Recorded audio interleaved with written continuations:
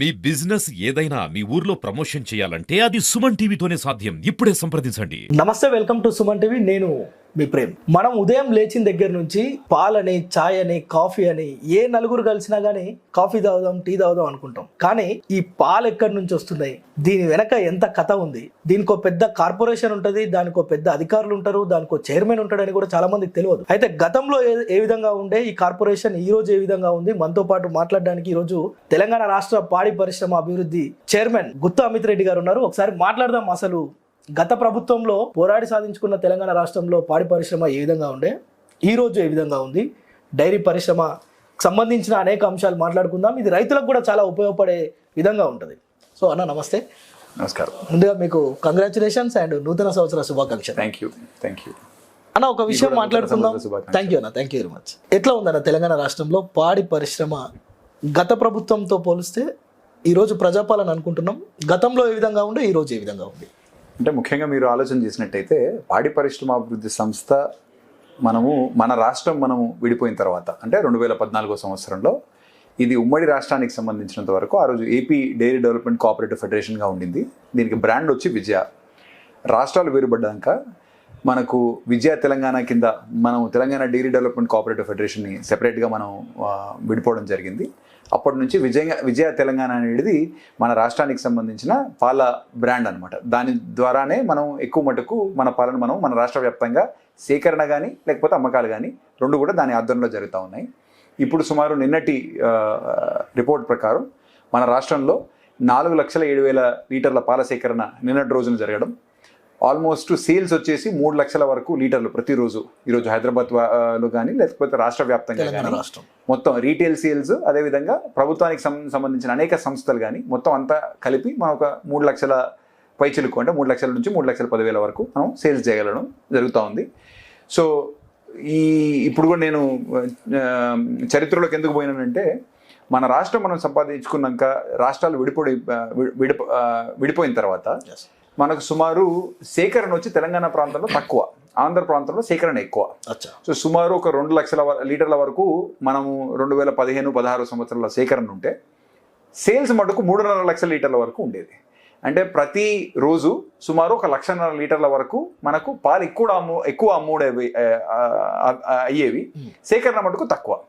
So ఆ రోజు జరిగింది ఏంటంటే, ఆనాటి ఉన్న ప్రభుత్వం సేకరణ పెంచాలనే ప్రయత్నం చేయడం, దాంతోపాటు పక్క రాష్ట్రాల నుంచి, కర్ణాటక నుంచి కానీ మహారాష్ట్ర నుంచి కానీ ఎక్కడ పాలు మనకు అందుబాటులో ఉంటే అక్కడ నుంచి, ఎందుకంటే మనకు అమ్మకాలు ఎక్కువ ఉన్నాయి సేకరణతో కంపేర్ చేస్తే.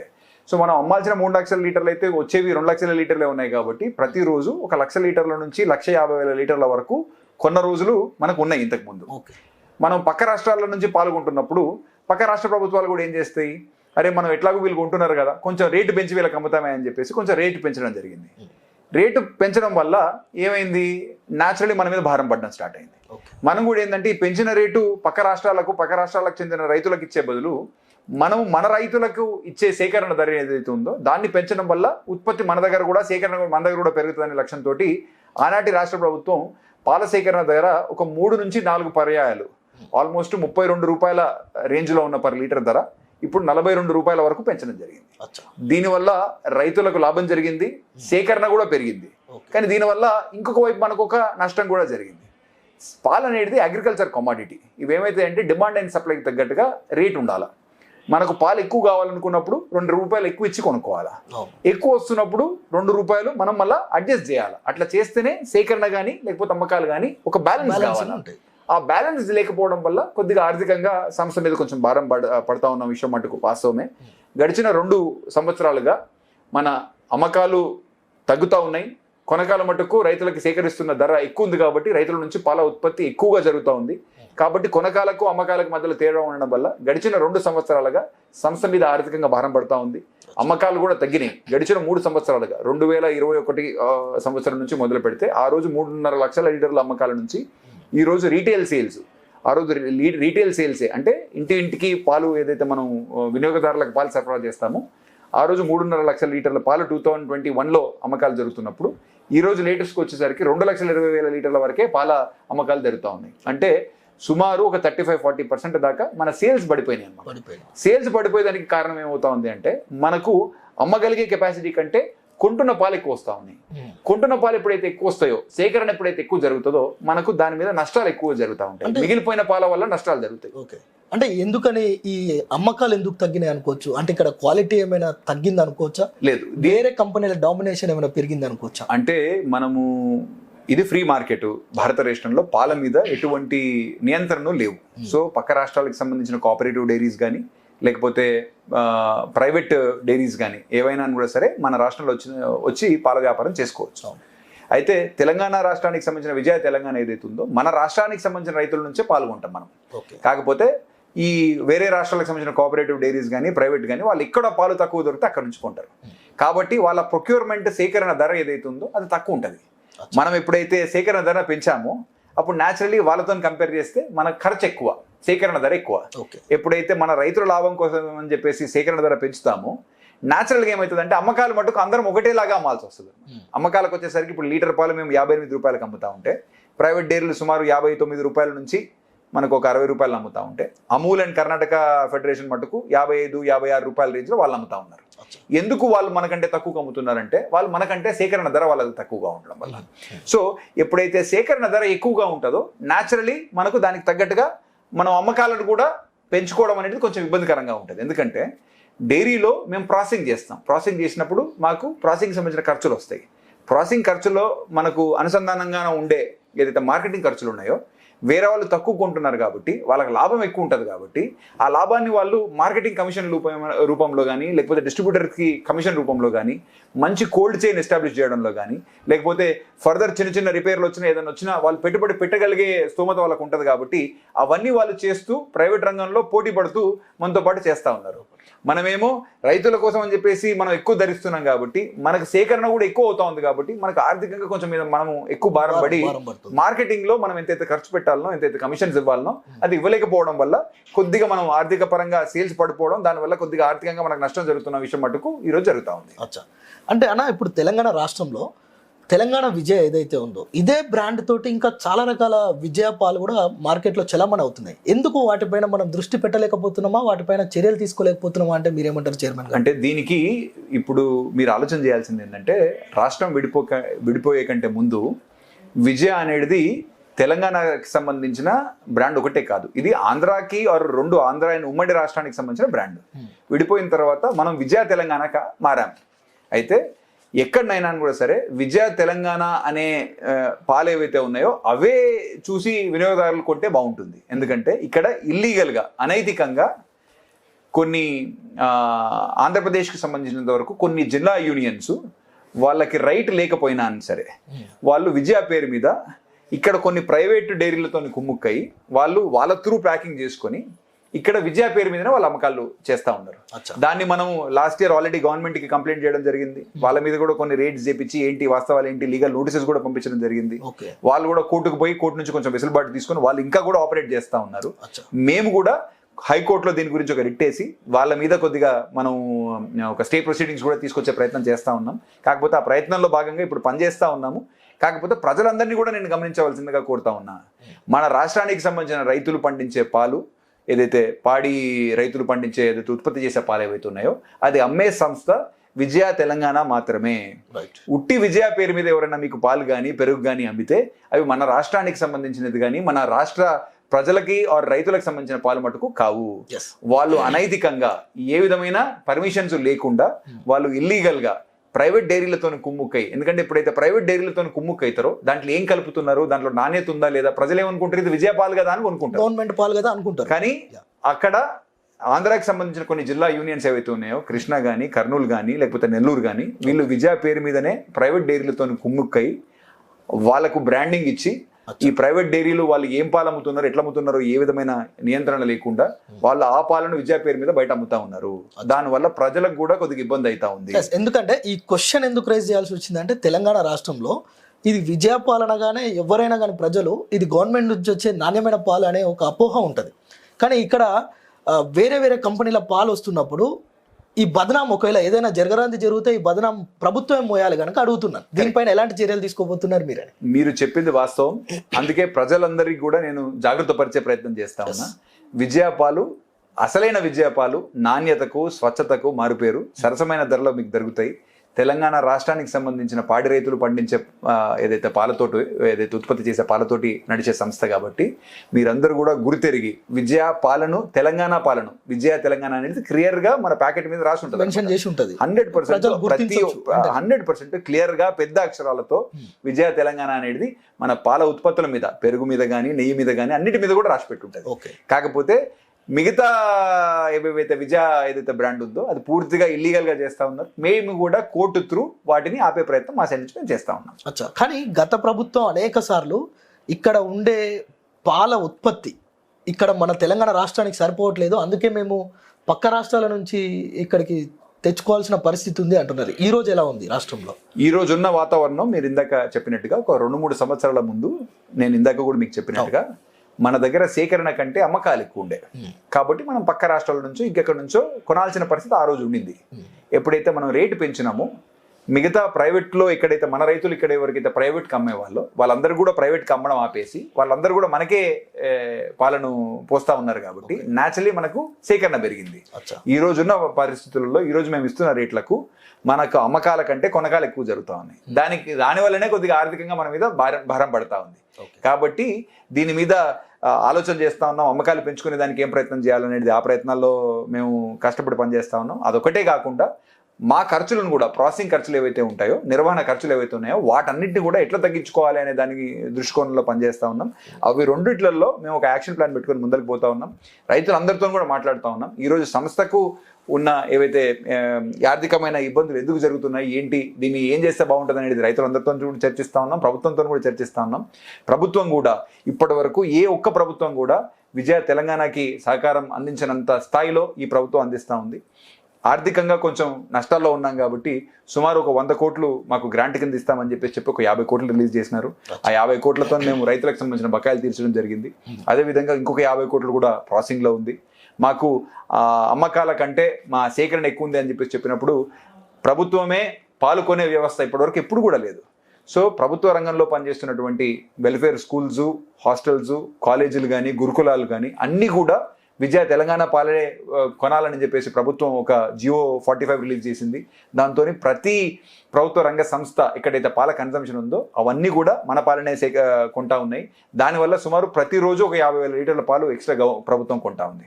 అదొకటి కాకుండా women and child welfare department, స్త్రీ శిశు సంక్షేమ శాఖ ఏదైతే ఉందో వాళ్ళు కూడా మన అంగన్వాడీ సెంటర్ల త్రూ పిల్లలకు టెట్రాప్యాక్ మిల్క్ ఇస్తారు. వాళ్ళ దగ్గర కూడా ప్రతిరోజు మేము సుమారు ఒక 45,000 లీటర్ల నుంచి 50,000 లీటర్లు అంగన్వాడీ సెంటర్లకు కూడా మా పాలే పోతా ఉన్నాయి. కాబట్టి మా దగ్గర ఎక్సెస్ వస్తున్న పాలను కూడా ప్రభుత్వం సుమారు 90,000 లీటర్లు ప్రతిరోజు ప్రభుత్వం కొనే ఏదైతే వెసులుబాటు మాకు కల్పించారు.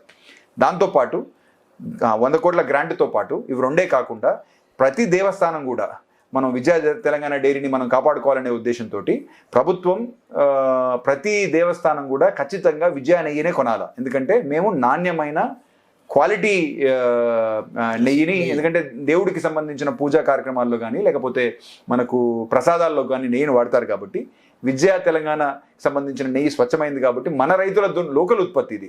సో మన రైతుల నుంచి పండించే వస్తున్న ఇది కాబట్టి పాలు కాబట్టి దాన్ని కూడా ఎన్ఫోర్స్ చేయడం జరుగుతుంది. దానివల్ల కూడా నెయ్యి కూడా ఖచ్చితంగా గవర్నమెంటే కొనే పరిస్థితి ఉందన్నమాట.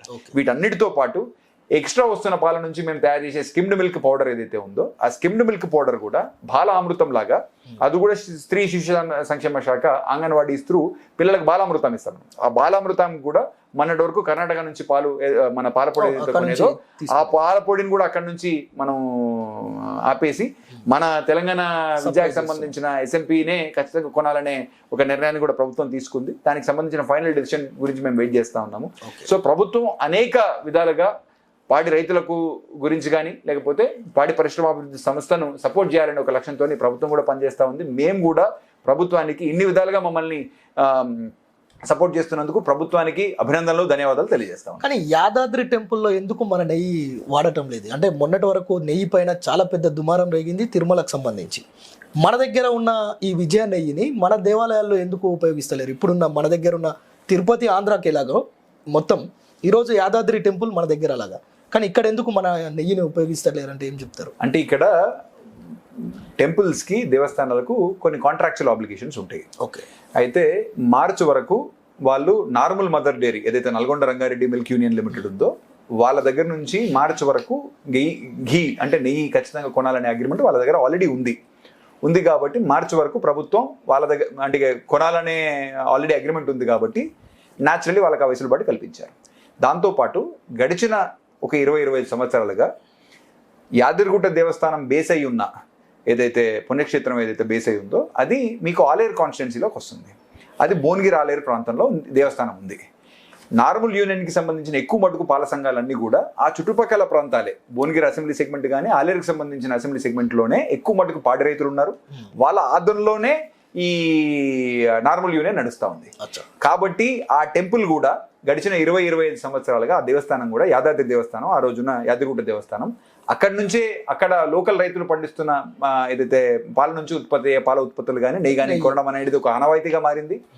అది కోఆపరేటివ్ రంగంలో ఉన్నది, ప్రైవేట్ సంస్థ లాగా కాకుండా కోఆపరేటివ్ రంగంలో ఉన్న ఆటోనమీతో పనిచేస్తా ఉంది. కాబట్టి అక్కడి నుంచే ఏదైతే వ్యవస్థ ఉందో ఇన్ని రోజులుగా నడుస్తూ ఉంది. నాకు తెలిసినంత వరకు మార్చి వరకు వాళ్ళ సప్లైస్ కంటిన్యూ అవ్వచ్చు. తర్వాత మటుకు ప్రభుత్వ నిర్ణయం ప్రకారం అది విజయ డైరీ సప్లై చేస్తుందా ఏం చేస్తా ఉంటుంది మార్చి తర్వాత మార్పు చేర్పులు జరిగేదానికి ఆస్కారం. అదే మీరు ప్రభుత్వంలో క్రియాశీలకంగా ఉన్నారు కనుక ఇక్కడేదో యాదాద్రి జిల్లాకు సంబంధించి హైదరాబాద్ పరిధిలో హెరిటేజ్కి సంబంధించిన ఒక పార్లర్ ఏర్పాటు చేసేందుకు రాష్ట్ర ప్రభుత్వం అంటే చంద్రబాబు ఇక్కడ రేవంత్ రెడ్డి గారు ఇద్దరు కుమ్మక్క ఇక్కడ ఒక ప్లాంట్ పెడుతున్నారు, ఇక్కడున్న విజయాన్ని ఇంకా మొత్తం మూసేసేందుకే కుట్రలు చేస్తున్నారనే ఒక ఆరోపణ వెలువెత్తున్న పరిస్థితి ఉంది. నిజమేంటారా? అది పూర్తిగా అవాస్తవం అండి.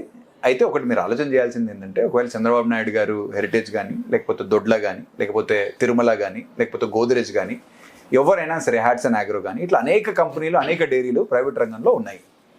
వాళ్ళందరూ భారతదేశంలో ఎక్కడికైనా పోయి వ్యాపారం చేసుకునే దానికి మన కాన్స్టిట్యూషన్ మనకు ఆ వెసులుబాటు కల్పించింది. మన గవర్నమెంట్ ఏవైతే రెగ్యులేషన్స్ ఉన్నాయో పాల వ్యాపారం ఎవరైనా ఎక్కడైనా ఏ రాష్ట్రంలో అయినా పోయి చేసుకునే దానికి వెసులుబాటు ఉంది. అయితే మన రాష్ట్ర ముఖ్యమంత్రి వర్యులు మటుకు మన రాష్ట్రానికి సంబంధించిన పాడి రైతులను అనేక విధాలుగా సహాయ సహకారాలు అందిస్తున్నప్పుడు ఏదో బదనాం చేయాలనే ఉద్దేశంతో రాజకీయ పార్టీలో అక్కడనో ఇక్కడనో ఎవరోగోళ్ళు కొద్దిగా తొండి మాటలు మాట్లాడుతున్నారు తప్ప పూర్తిగా అవాస్తవం.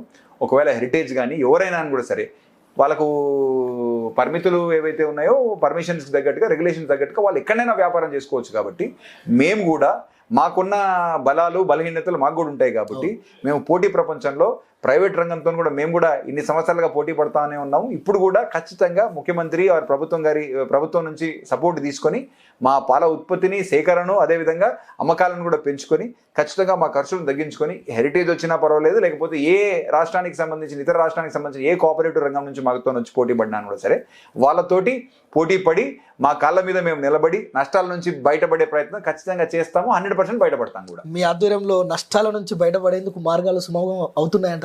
100% దానికి సంబంధించిన ప్రయత్నాలు జరుగుతూ ఉన్నాయి. కాకపోతే ఏదున్నా ఫలితాలు రావాలంటే కొంచెం టైం పడుతుంది. కాబట్టి నిర్ణయాలు మటుకు సరైన డైరెక్షన్ తీసుకుంటా ఉన్నాం. ఎందుకంటే ముఖ్యంగా కావాల్సింది ఒక పొలిటికల్ విల్ కావాలా, అంటే మనకు ఒక ఖచ్చితంగా దీన్ని బాగా చేయాలనే తపన కావాలా. ఆ తపనతో పనిచేస్తా ఉన్నాం. గవర్నమెంట్కి సంబంధించిన సపోర్ట్ కూడా మనకు ఉంది. ఎందుకంటే ప్రభుత్వం కూడా అనేక సందర్భాల్లో అనేక రకాలుగా పాడి పరిశ్రమను కొంచెం మనం ఎంకరేజ్ చేయాలనే ఉద్దేశంతో ప్రభుత్వం కూడా సపోర్ట్ చేస్తూ ఉంది. కాబట్టి ఖచ్చితంగా మేము ఇంకొక కొన్ని మాసాలతో పాటు అట్లీస్ట్ నేను అనుకుంటే ఒక సంవత్సర కాలంలో ఖచ్చితంగా దీన్ని లాభాల బాటలోకి తీసుకొస్తాం. రైతులకు సంబంధించిన పాత బకాయిలు ఏవైతే ఉన్నాయో అన్ని కూడా ఫుల్ఫిల్ చేస్తాం. మా మార్కెటింగ్లో ఈరోజు మేము సుమారు ఏదైతే 3 లక్షల లీటర్ల సేల్ చేస్తున్నామో దీన్ని ఒక 5 లక్షల పైచిలకు లీటర్ల సేల్ వరకు మేము సేల్స్ పెంచుకుంటాం.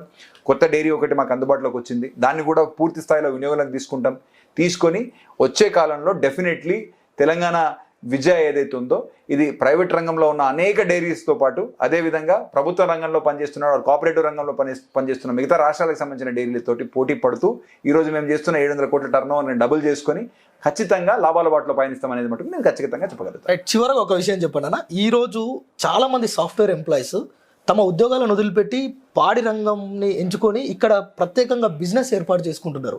చాలా బర్రెలను గేదెలను వేరే రాష్ట్రాల నుంచి తెచ్చుకొని ఇక్కడ వ్యాపారం చేస్తున్నారు. అలాంటి ఎంటర్ప్రెన్యూర్స్కి మీరేమన్నా సలహా ఇస్తారా మీ శాఖ నుంచి? నేను చెప్పదలిగేది ఏంటంటే ఎవరైనా కూడా సరే డైరీ పెట్టేటప్పుడు డైరీ అనేది ఇప్పుడు మీకు 2 విధాలుగా చూడొచ్చు. ఒకటి రైతుల ఆధ్వర్యంలో జరుగుతున్నది, అంటే రైతులంటే ఒక 4-5 ఎకరాల్లో వ్యవసాయం చేసుకుంటూ ఒక 1/2 ఎకరాలో ఒక అరెకరంలో మీకు గడ్డి కానీ లేకపోతే ఇది చేసుకుంటూ ఒక 4-5 బర్రెలు కానీ ఆవులు కానీ పెట్టుకొని చేసేవాళ్ళు. ఆ కష్టానికి సంబంధించిన ఫలితాలు ఆ రైతుకు డెఫినెట్లీ చెందుతాయి. ఓకే. ఇది కాకుండా ఎవరైనా డైరీ ఫామ్ పెట్టారనుకోండి, ఈ డైరీ అనేది ఖచ్చితంగా కొద్దిగా లేబర్ ఇంటెన్సివ్, అంటే దీనికి కార్మిక శక్తి ఎక్కువ అవసరం పడుతుంది. సో ఎవరైతే ఎక్కువ కష్టం చేయగలుగుతారో వాళ్ళకి డెఫినెట్లీ కొద్దిగా బెటర్ ఫలితాలు వచ్చేదానికి ఆస్కారం ఉంటుంది.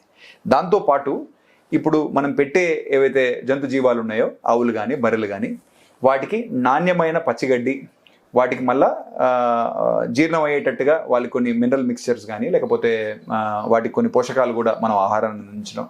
దాంతోపాటు దానా కూడా అనేక రంగాలుగా మేము కూడా మా డైరీ తరఫున కూడా కొంచెం సబ్సిడైజ్ రేట్కి దానా కూడా రైతులకు అందిస్తూ ఉంటాం. దానికి మంచి భోజనం పెడితేనే అది మంచి మన గడ్డి కానీ లేకపోతే మంచి పోషకాహారం ఎప్పుడైతే మనం జంతు జీవాలకు ఇస్తామో దాని నుంచి ఉత్పత్తి అయ్యే పాలు కూడా నాణ్యతతోటి హై ఫ్యాట్ తోటి మంచి నాణ్యమైన పాలు వస్తాయి. కాబట్టి ఎవరైతే ఇదంతా జాగ్రత్తగా చేయగలుగుతారో వాళ్ళకే ఈ వ్యాపారం లాభసాటిగా ఉంటుంది. లేకపోతే రైతులకు, ఎందుకంటే వాళ్ళు వ్యవసాయంతో పాటు దీన్ని అనుబంధ రంగంగా చేసే వాళ్ళకు ఉండే వెసులుబాటు వేరే వాళ్ళకు ఉండకపోవచ్చు. అయితే దీంట్లో ఒకటి ఏం జరుగుతుందంటే, ఇట్లా ప్రైవేట్ డైరీ ఫార్మ్స్ ఎవరైతే పెట్టుకుంటారో మళ్ళీ వాళ్ళు అమ్మకాల మీద కూడా వాళ్ళు దృష్టి పెట్టాల్సి ఉంటుంది. మనం పాలను ఉత్పత్తి చేసేదానికి ఒక ఖర్చు అవుతుంది. ఆ ఖర్చు అనేది మళ్ళీ ఖచ్చితంగా వాళ్ళు రికవర్ చేసుకోవాలంటే మటుకు ఈరోజు సిటీలో ప్రైవేట్ డైరీ ఫార్మర్స్ కొద్దిగా నీష్ సెగ్మెంట్స్ ఉంటాయి అనమాట. అంటే చిన్నపిల్లలు ఉన్నారనో, ఇప్పుడు మేము మా పాలను ఒకవేళ 60 రూపాయలు లేకపోతే గేదె పాలను ఒకవేళ 70 రూపాయలు లేకపోతే ప్రైవేట్ డైరీస్ కానీ మేము అమ్ముతా ఉంటే, కొన్ని ప్రైవేట్ చిన్న డైరీస్ మటుకు 100 నుంచి 110 రూపాయలకు కూడా అమ్మగలుగుతున్నాయి అనమాట. సో అట్లాంటి వ్యాపారం ఎవరైతే చేయగలుగుతారో వాళ్ళకి మటుకు లాభసాటిగా ఉంటుంది. మళ్ళా తీసుకొని మళ్ళా మన విజయాకో లేకపోతే ఇంకెవరికో డైరీ ఫార్మ్ ఆపరేటర్స్ ఇస్తే మటుకు వాళ్ళకు ఖర్చులు ఆల్మోస్ట్ ఆడికాడికే ఉంటాయి అనమాట. సో ఖచ్చితంగా అమ్మకాల మీద ఎవరికైతే కంట్రోల్ ఉంటుందో అట్లాంటి వాళ్ళు డైరీ ఫార్మ్స్ పెట్టడంలో మటుకు లాభదాయకంగానే ఉంటుంది. మిగతా వాళ్ళు మటుకు కొద్దిగా మంచి చెడ్డ వాళ్ళు ఇన్పుట్ ఇవ్వగలుగుతారా లేదా, దానికి కావాల్సిన పెట్టుబడి పెట్టగలుగుతారా లేదా, దానికి అవసరం ఉన్న కార్మికంగా ఏదైతే శక్తి ఏదైతే మనకు ఎనర్జీ దాని మీద పెట్టాలనో ఏదైతే టైం అండ్ ఎఫర్ట్ కానీ, లేకపోతే చాలా మంది మనకు పనిచేసే వాళ్ళు లేక పక్క రాష్ట్రాలకు వెళ్ళి ఒడిశాకి వెళ్ళో లేకపోతే బీహార్కి వెళ్ళో యూపీకి వెళ్ళో వచ్చి పాడి రంగంలో డైరీ ఫార్మ్స్ లో పనిచేస్తున్న వాళ్ళు ఉన్నారు. ఆ వ్యవస్థ అంతా ప్రాపర్ గా ఏర్పాటు చేసుకోగలిగి దాని అంతటికి ప్రాపర్గా మేనేజ్ చేసుకోగలిగి అమ్మకాలు కూడా ఎవరైతే ఎక్కువ రేట్లో అమ్మకాలు చేయగలిగే వాళ్ళు ఉంటారో వాళ్ళు మటుకు ఖచ్చితంగా లాభదాయకంగా ఉంటారు. కానీ ఉత్పత్తి చేసి డైరీ ఫామ్ పెట్టి దానికి సరిగ్గా టైం ఇయ్యక, పశువులను సరిగ్గా చూసుకోలేక, అవసరం ఉన్న లేబర్ కానీ దానిలో పెట్టక, ఎందుకంటే ప్రతి గేదెను మనం ప్రతిరోజు దానికి మెడికల్ టెస్టుల దగ్గరికి వెళ్ళి మొదలు పెడితే, దాన్ని ప్రాపర్గా స్నానాలు చేపేయడం దగ్గరికి వెళ్ళి మొదలు పెడితే వాటి ఆరోగ్యాన్ని, ఎందుకంటే ఆరోగ్యమైన జీవమే మనకు మంచి పాలు ఇస్తుంది. ఆరోగ్యం లేనివి మళ్ళీ మనకు అంత మంచి క్వాలిటీ పాలు కూడా రావు కాబట్టి అవన్నీ జాగ్రత్తగా చేయగలిగే వాళ్ళు మటుకే ఈ డైరీ ఫార్మ్స్ పెట్టాలని చెప్పేసి నేను కోరుకుంటున్నా. అదర్వైజ్ రైతులు ఎవరైతే కష్టం చేస్తారో, ఎవరైతే వ్యవసాయం చేస్తారో వాళ్ళందరూ కూడా వ్యవసాయానికి అనుబంధంగా ఎవరైతే ఒకవేళ కొన్ని గేదెలు కానీ లేకపోతే కొన్ని ఆవులు కానీ పెట్టుకుంటారో వాళ్ళందరికీ మటుకు డెఫినెట్లీ లాభసాటిగానే ఉంటుంది. చివరగా ఒక క్వశ్చన్, రాష్ట్ర రాజకీయాలన్నీ కేటీఆర్ అరెస్ట్ చుట్టే తిరుగుతున్నాయి, దానిపైన మీ అభిప్రాయం ఏంటి? ఇప్పుడు కేటీఆర్ గారు అరెస్ట్ అవుతారా కాదా అనేది ఈ మ్యాటర్ ఆల్రెడీ సబ్జుడీస్ ఉంది. ఆల్రెడీ హైకోర్టులో నిన్న కేటీఆర్ గారు వేసిన క్వాష్ పిటిషన్ ఏదైతే ఉందో దాన్ని హైకోర్టు డిస్మిస్ చేయడం జరిగింది. వాళ్ళు కూడా హైకోర్టు కూడా క్లియర్గా చెప్పింది ఏంటంటే, ప్రాథమికంగా దీంట్లో కొన్ని ఉల్లంఘనలు జరిగినట్టుగా మటుకు హైకోర్టు దృష్టికి కూడా వచ్చింది కాబట్టి వాళ్ళు క్వాష్ పిటిషన్ని డిస్మిస్ చేశారు. అంతవరకు క్లియర్. అయితే ఇన్వెస్టిగేషన్లో అనైతికంగా ఏం జరిగాయి, ఓన్లీ ఉల్లంఘనలు జరిగాయా, ఏమైనా అనైతికమైనటువంటి ఏమైనా ఇచ్చిపుచ్చుకోవడాలు కానీ మన క్విడ్ ప్రోకో ఏదైనా జరిగిందా, అనైతికంగా కొంతమందికి ఏదైనా లబ్ధి జరిగిందా అనేది ఆ ఇన్వెస్టిగేషన్లో తేలుతుంది. కాబట్టి కేటీఆర్ గారు అరెస్ట్ అవుతారా కాదా ఏంటి అనేది మటుకు అది ఈ రోజు మీరో నేనో స్పెక్యులేట్ చేసే బదులు అది కోర్టు నిర్ణయానికి వదిలిపెడదాం. ఏసీబీ ఇప్పటి వరకు ఎఫ్ఐఆర్ ఒకటి ఆల్రెడీ వాళ్ళు ఫైల్ చేయడం, దాని మీద ఆల్రెడీ కేటీఆర్ గారు హైకోర్టుకు పోవడం, రేపో ఎల్లుండా నాకు తెలిసి కేటీఆర్ గారు మళ్ళీ ఏసీబీ ముందు హాజరవుతున్నట్టున్నారు. ఇన్వెస్టిగేషన్ ఏం జరుగుతుంది, ఏం తెలుస్తుంది అనేది మనం వేచి చూడాల్సిందే. అనవసరంగా దీని గురించి స్పెక్యులేట్ చేసి మటుకు లాభం లేదు. అయితే ఖచ్చితంగా చెప్పగలిగేది మటుకు ఏంటంటే, ఈ కేసులో కొన్ని ఉల్లంఘనలు మటుకు ఖచ్చితంగా జరిగాయి. క్విడ్ ప్రోకో కూడా జరిగేదానికి ఆస్కారం ఉంది. ఎందుకంటే ఏజ్ నెక్స్ట్ జెన్ అనే కంపెనీకి దీనికి ఇతోదకంగా లబ్ధి చేకూరుస్తూ అదే కంపెనీకి సంబంధించిన ప్రమోటర్స్ నుంచి ఒక 41 కోట్ల రూపాయల ఎలక్టోరల్ బాండ్స్ ఏదైతే బీఆర్ఎస్ పార్టీ తీసుకుందో ఇది ఇచ్చిపుచ్చుకోవడం కింద వచ్చేదానికి ఆస్కారం ఉంది. కాబట్టి ఖచ్చితంగా ఎన్ఫోర్స్మెంట్ డైరెక్టరేట్ ఆర్బీఐ నార్మ్స్ని వైలేట్ చేసినందుకు వాళ్ళు ఇన్వెస్టిగేట్ చేస్తూ ఉన్నారు. దీంట్లో కరప్షన్ యాంగిల్ ఉందా అనే బేసిస్ మీద ఏసీబీ కూడా ఇన్వెస్ట్ చేస్తూ ఉంది. కాబట్టి కేటీఆర్ గారు డెఫినెట్లీ వాస్తవాలు ఏంటి, ఏం సంగతి, ఏం కథ అనేది ఏదైతే ఇన్వెస్టిగేషన్ ఏజెన్సీస్ ముందు ఓపెన్ అప్ అవుతారని చెప్పేసి కూడా నేను కూడా ఆశిస్తా ఉన్నా.